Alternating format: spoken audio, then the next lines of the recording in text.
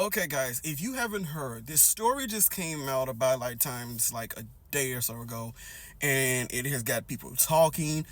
I have a YouTube video that's coming out about it tomorrow, but there's something in this article that I feel like not enough people is paying attention to or is asking questions about. Now, it is a known fact that Meghan and Harry, when they got together, the focus a lot was on them being an interracial couple, Meghan's race and her heritage and everything like that. But unfortunately, with a very biased UK press, a lot of the threatening matters because of that relationship is always, or it seems to be always, forgotten or just like completely erased. Now, part of this article, in the byline article, it states when this aide name was removed from the legal letters, the Sussex were cut adrift financially and left unable to protect themselves despite having a security threat level equal to the monarch, meaning the Queen. And for those of you may say, well, all of them get threats. No, they get threats, but some of them get more threats than others. Like, for instance, yes, the Queen that always got threats, and so like the King gets threats too. But Meghan and Harry, who were pretty much second or third or fourth or fifth in line, to have the same level of threat as the monarch is a lot. And it wasn't just any old threats. It was these type of threats. For instance, this article back in March of 2019, racist online abuse of Meghan has put royal staff on high alert. That was just one thing. Nazi has been arrested, put in jail, convicted of threats against either Meghan, Harry, or even Archie, as he was considered an abomination against the white race. So I know a lot of people want to talk about the salacious stuff, and I will at some point tomorrow. But I think this right here is very important because why aren't the journalists or UK journalists or people even here in this country doing their jobs and asking the question, why would you remove your son and his wife and your grandson, who is both mixed race? Why would you remove their security when you knew that there was neo-Nazis, racists, threatening them pretty much every single day? Not just online, but other places. And why is the UK, again, just using this as a way to say that Meghan and Harry is whinging, when on top of this article was not even written by them. They had nothing to do with this article. This is just real journalism that's doing real investigative journalism and getting to the truth.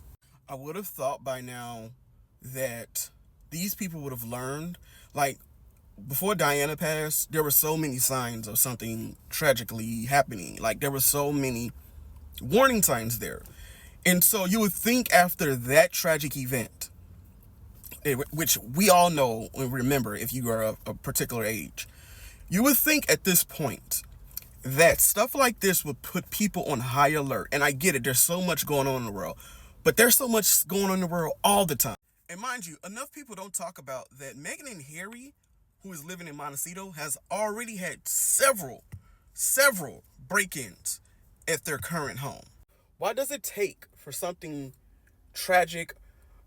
Why does it take for something bad to happen for people to just wake up and just smell the coffee? Like, I've never understood that. And I feel like also messaging is a part of this as well.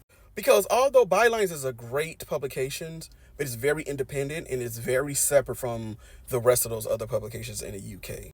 And I think because the UK has such a very biased, racist, bigoted, controlling, power-hungry, fame-hungry establishment, that it's really hard for certain messages to get through to the public.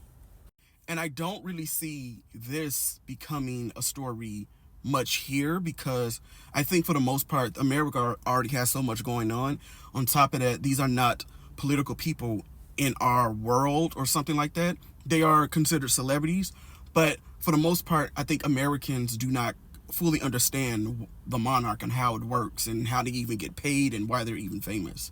So this is why I feel like it's important that someone, I don't know, maybe in the Sussex camp or someone just on their side or just someone who's just trying to get to the truth, really start to implement and incorporate social media like TikTok, YouTube into a lot of their stories, because I feel like if you want to reach people, you have to start to keep up with the times.